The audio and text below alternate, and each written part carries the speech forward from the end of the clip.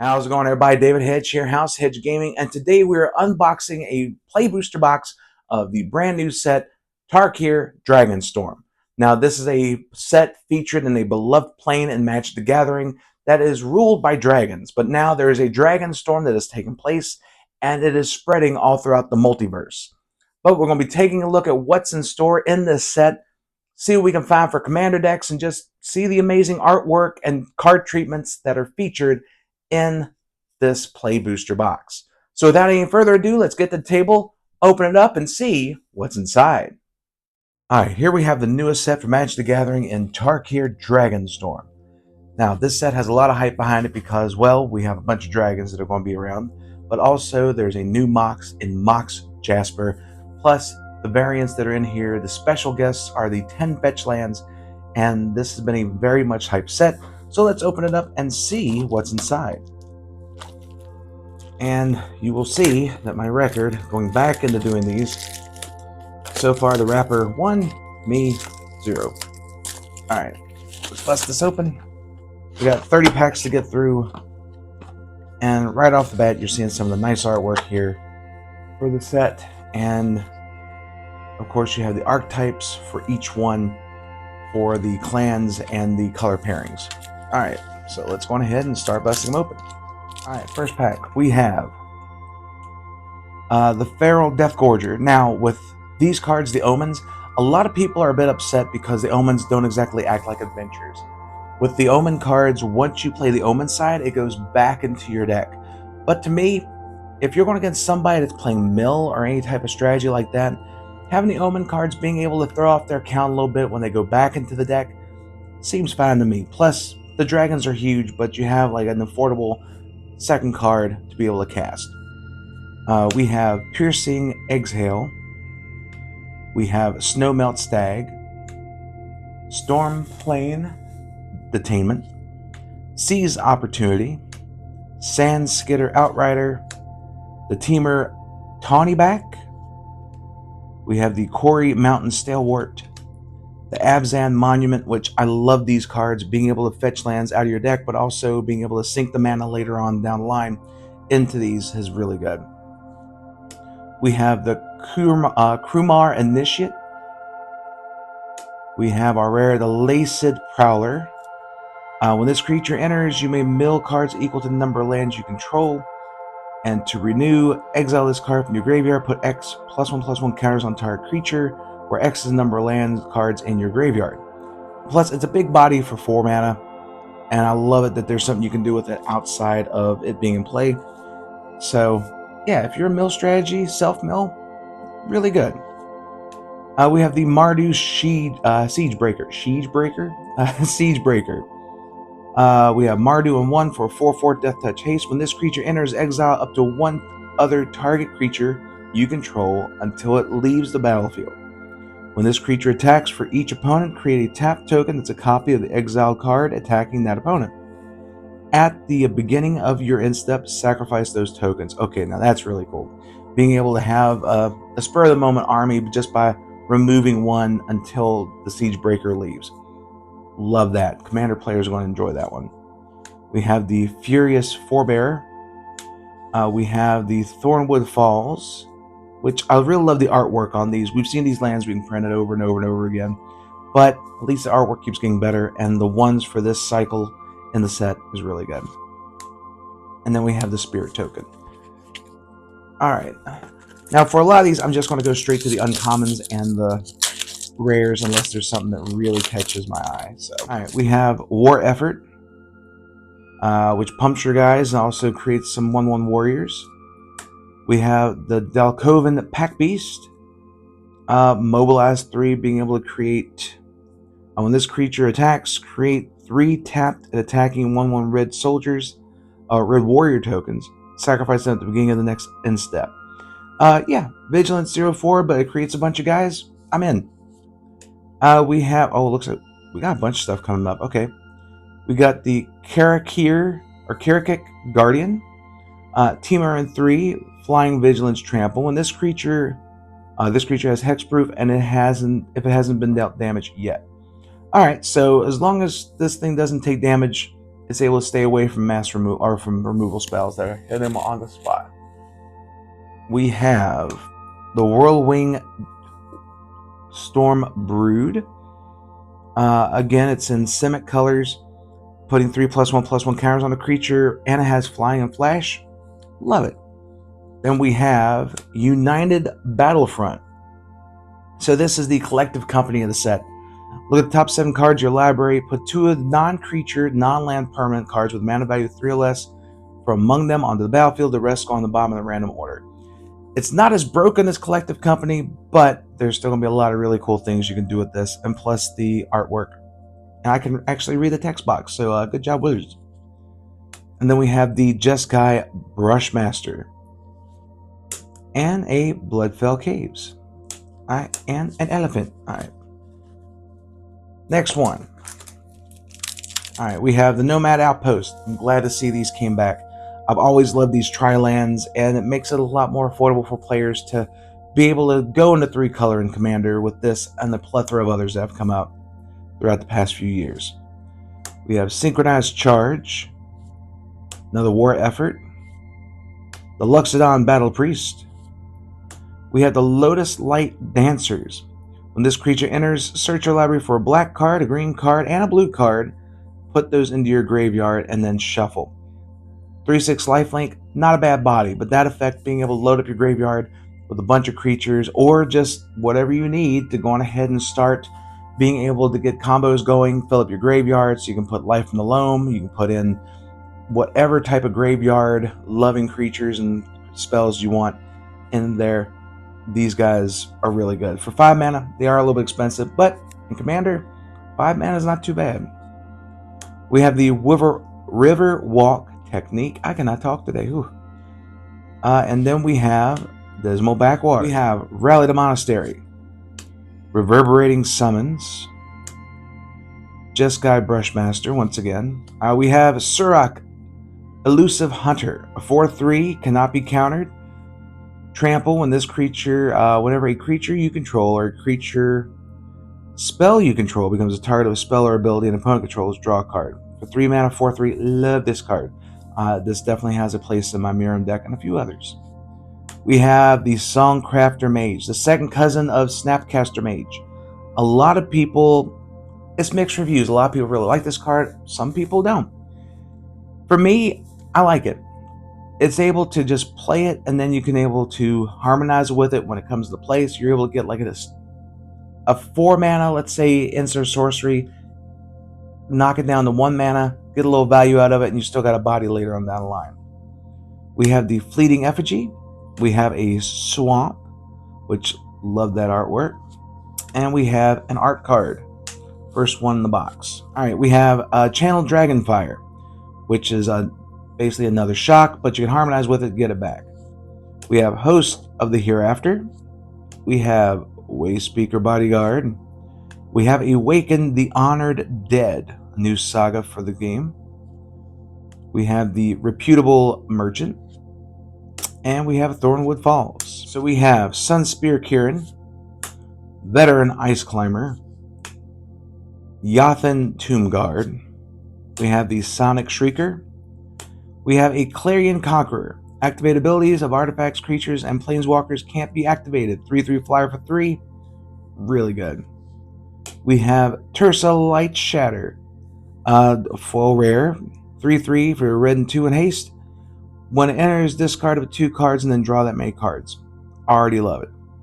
When it attacks, if there are 7 or more cards in your graveyard, exile a card at random from the graveyard. You may play that card this turn.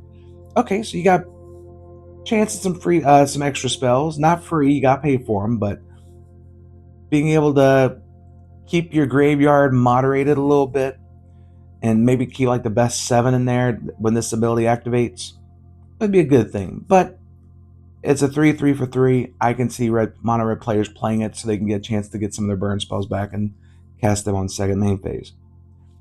And then we have a Rugged Highlands. Alright. We have Attuned Hunter, Wingblade Disciple, another Quarry Mountain Stalewart, Avzan Monument, the Sib Sig Ceremony.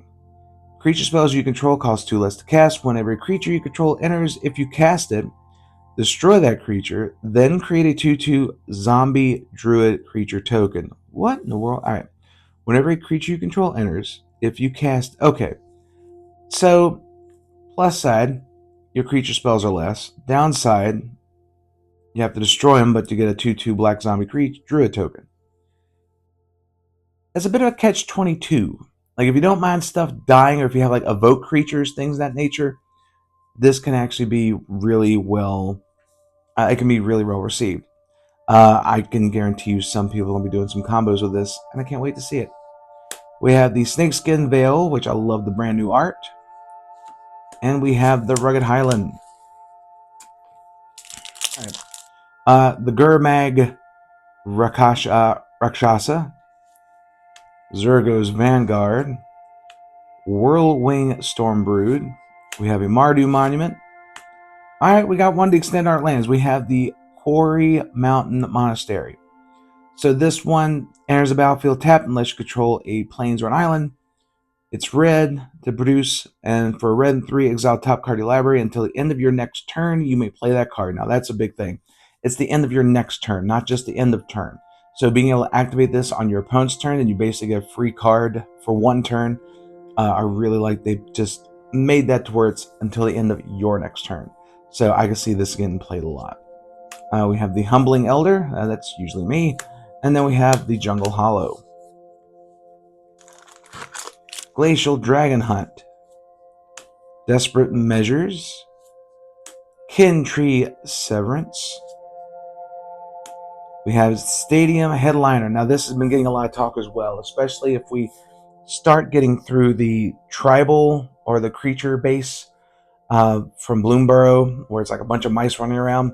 We're getting ready to go in Lorwyn in a few months, beginning of next year. So actually more than a few months. I can see this being a real big player once we start going Lorwyn and the goblins start regaining their popularity in Standard. We have the Stillness in Motion. At the beginning of your upkeep, mill 3 cards. Then, if your library has no cards left, exile this enchantment and put 5 cards from the graveyard on top of your library in any order. So this is basically like a long-term Doomsday, but also being able to self-mill, so you can get 2 strategies in there and basically set up for possibly a game-winning play. But we'll see how this turns out. We got the Luxodon Battle Priest foil and another Bloodfell Caves. Wingblade Disciple, Synchronized Charge, the Jeskai Shrine Keeper, the Luxodon Battle Priest returns. Belethar Dawn of the Abzan. So Abzan 3/3 trample. Whenever it enters or attacks, you may sacrifice a non-land permanent. When you do, put a +1/+1 counter on each creature you control. So you have a bunch of tokens. You may have like clue tokens, stuff like that. Why not sacrifice them to this and pump up your army? Not poop up your army, pump up your army. I'm too pooped to pop right now, I guess. I can really see this being a lot of fun to play in Commander. And it might see some sort of play in Standard, but the way Standard is right now, only time will tell. We have an Overwhelming Surge, and we have a Scoured Barrens. Unrooted Ancestor, Constrictor Sage, Sage of the Fang, another Jeskai Shrine Keeper, and we have a Rediscover the Way. I didn't know Giant Gargano was in here. Look at the top 3 cards of your library. Put one of them into your hand and the rest at the bottom of your library in a random order, or in any order. Which actually, that's really good. Any order, so you can actually stack it just a little bit. Even though it's 2 cards, you might not think that's a big deal, but it can be in the long run. And part 3 of this saga is whenever you cast non-creature spell this turn, target creature you controlled gains double strike. Yeah, I could see that being some problems for people. The Boulderborn Dragon, and we have a full Rugged Highlands. Alright, we have a Channel Dragonfire again, Teeming Dragonstorm, Effortless Master. We have a Barren Steep Siege. Okay, one of the sieges. Choose Abzan or Mardu. If you choose Abzan, you get +1/+1 counter on each creature you control. If you choose Mardu, if a creature died under your control this turn, each opponent sacrifices a creature of their choice. Both sides are really good. If you have an army, you're pumping it up. If you're wanting to control what your opponent does, then the Mardu side is definitely going to help you out. And then we have, oh, nice. Fang Keeper's Familiar. Flash, when this creature enters, choose one. You gain 3 life and surveil 3, destroy target enchantment, counter target creature's spell. For Sultai, 1 for 3/3 Flash. It's the second cousin of Mystic Stake, all the way back from Apocalypse. I'm glad to see it back in this kind of form. Plus, beautiful artwork. Again, they did such an amazing job on this set. Storm Shrieker Feral, and a Bloodfell Caves. Alright, so that was actually pretty good. I love the way they did the treatments for this set. Alright, we have the Tarkir Guardian, Alchemist Assistant, Encroaching Dragonstorm. We have, I believe it's an uncommon. It looked like a rare for me for a second. Iridescent Tiger, and then we have a Flamehold Grappler. When this creature enters, copy the next spell you cast this turn. When you cast it, you may choose new targets for the copy. 3/3 for Jeskai, first strike. Gotta love it. We have a Coordinated Maneuver, and we have Blossoming Sands. Kishla Trawlers, Hardened Tactician, Iridescent Tiger, Lie in Wait. We have a Dragonologist. When this creature enters, look at the top 6 cards of your library. You may reveal an instant sorcerer dragon card from among them and put one of them into your hand. The rest go on the bottom of your library in a random order. Untapped dragons you control have hexproof. Miriam, we now have a human going into the deck. Little body for 3, but you know what? That effect is amazing. Being able to get a instant sorcerer dragon card and giving your untapped dragons hexproof. I'm all in for that. And speaking of dragons, Maelstrom of the Spirit Dragon. Tap for colorless. Add 1 mana of any color, spend it to cast only dragon or omen spells, and you can sacrifice this land, search your library for a dragon card, reveal it, put it in your hand, and shuffle. I needed this for my Miriam deck. I'm glad I got it, and it's this version. Love it. And we have a Jungle Hollow, and we have the Reliquary Dragon token. Alright, so we haven't seen what makes that dragon, but that's pretty cool. Alright, so we have a Mammoth Bellow, Rite of Renewal, a Fleeting Effigy.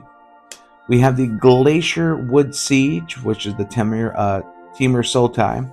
Temur side, whenever you cast an instant sorcery spell, target player mills 4 cards. Pretty straightforward. Sultai, you replay cards from your graveyard. Excellent, being able to manipulate graveyards and all, and possibly self-mill, possibly mill out your opponent.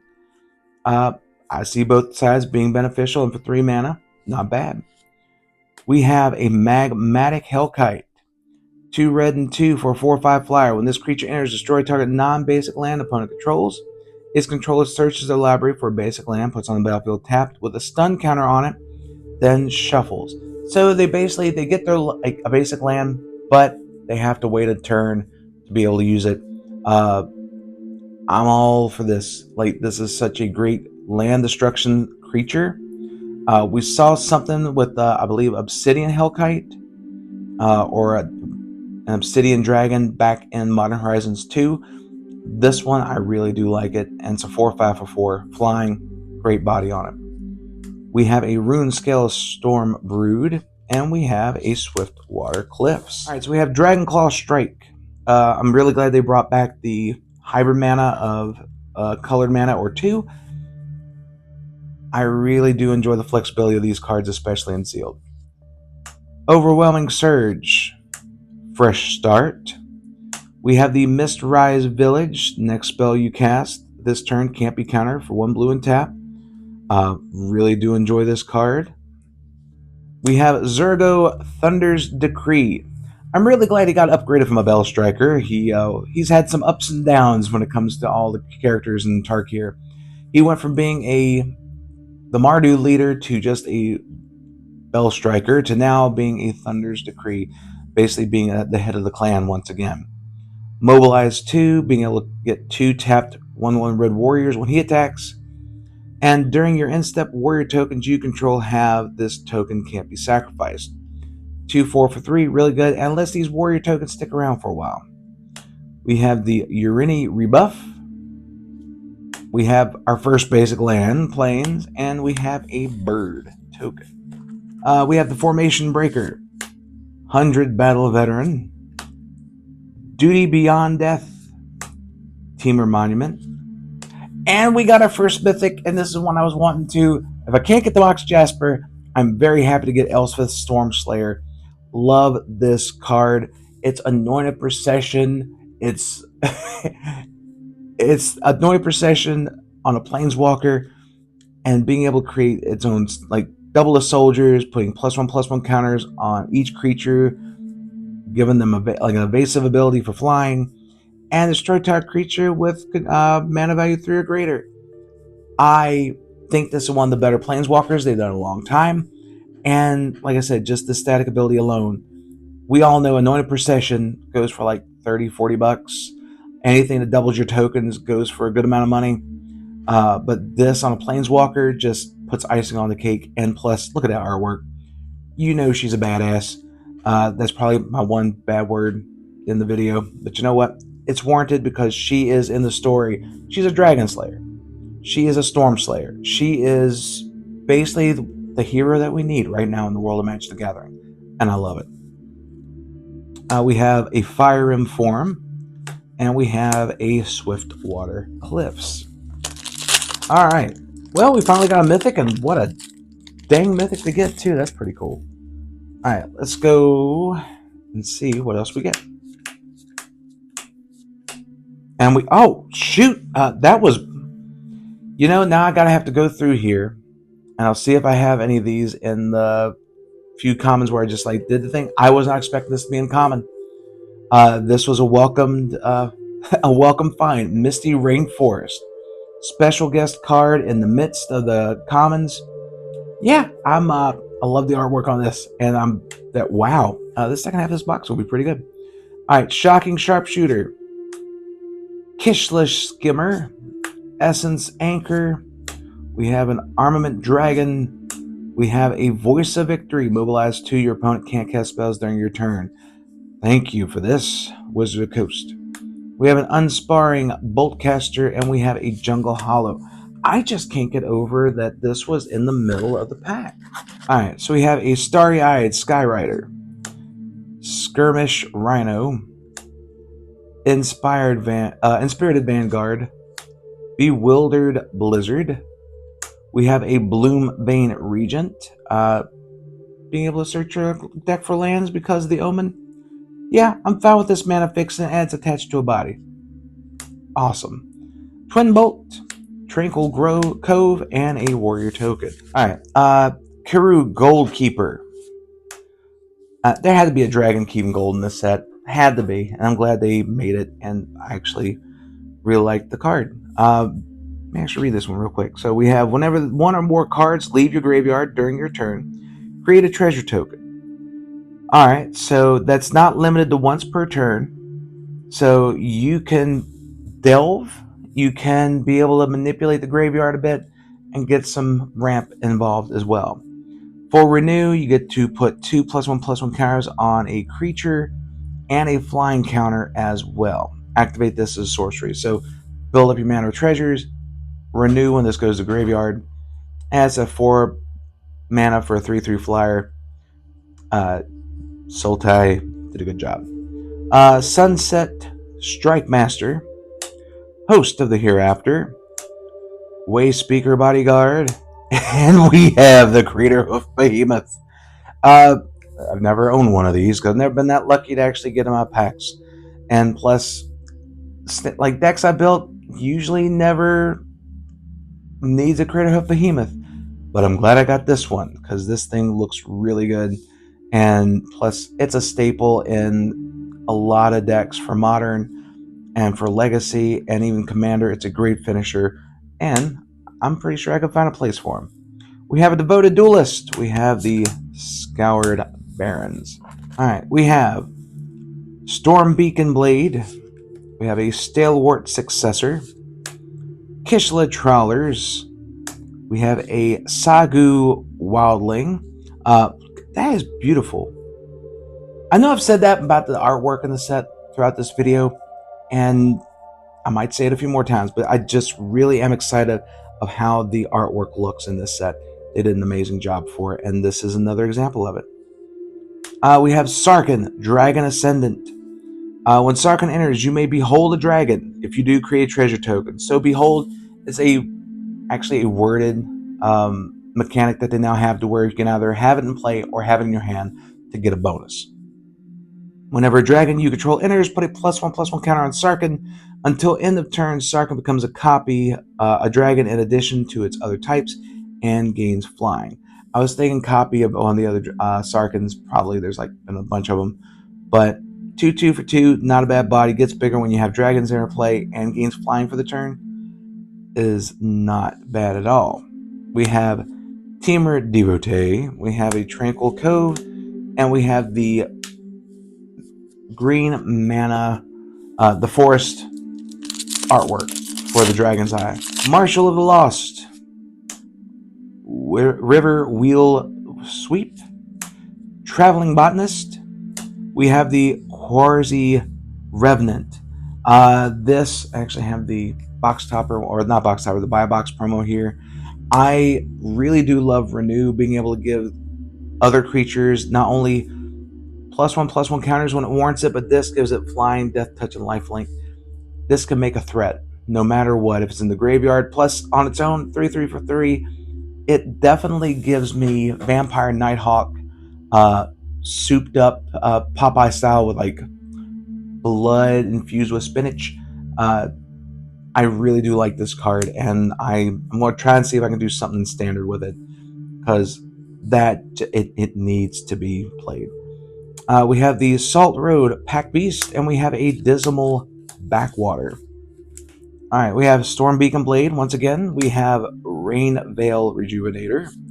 We have a Venerated Storm Singer, Frontier Biovac, and Avenge of the Fallen. Death Touch mobilize X where X is the number of creature cards in your graveyard. You can load up your graveyard with a bunch of creatures. And attack with this, you have an instant swarm. If you're playing Mardu, you're playing War Leader's Call, and you're able to just like get a bunch of triggers off of that and deal a bunch of damage real quick. I really love this card. Sun Pearl Kirin and a island. All right, Aegis Sculptor. We have Descendant of Storms. We have Defibrillating Current. We have Dragon Brood's Relic. And I asked for it. Call the Spirit Dragons. Dragons you control have indestructible. At the beginning of your upkeep, for each color, put a +1/+1 counter on a dragon you control of that color. If you put +1/+1 counters on 5 dragons this way, you win the game. Tiamat, you have a friend. And this thing is, if I had a 5-color dragon deck, I might have to build one just because of this card. This looks like it's going to be a whole lot of fun to play. But they really wanted to reinforce that dragons are definitely a major spotlight in Tarkir, but also like a major problem for the multiverse. And this is a great way to do that. Being able to call the spirit dragons, basically within the storyline, the 5 clan leaders basically went, look, we need to retake the skies. We need to actually find a way to fight the dragons in the Dragonstorm. And so calling the spirit dragons is the first part of that plan. Does it go well? Check out the stories on Wizards of the Coast website, because they actually did a really good job with it this time. We have Narset's Rebuke, and we have a Windscarred Crag. Have a Stalwart Successor, a Roiling Dragonstorm, Nomad Outpost, Sage of the Fang, and we have the Maelstrom of the Spirit Dragons. We got the regular one. We have the one of the special treatment ones earlier. Again, we love this card.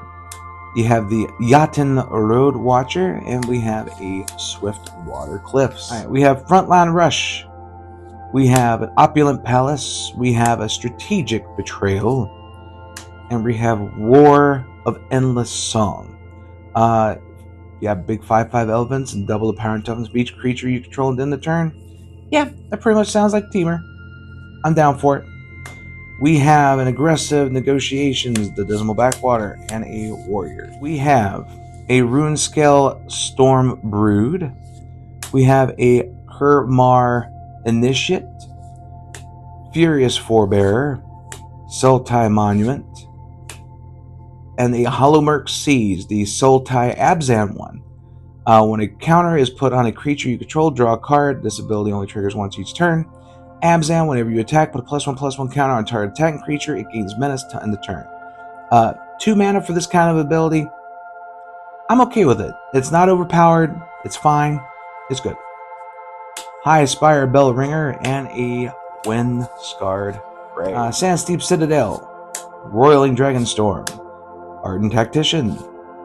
We have the Dalkovan Encampment, which puts 2 1/1 red warrior creature tokens on the battlefield, tapped and attacking. Alright, so whenever you attack this turn, that's a nice little ability on there. We have a Meringue River Regent. Draw 3 cards and discard a card. Omen for 4.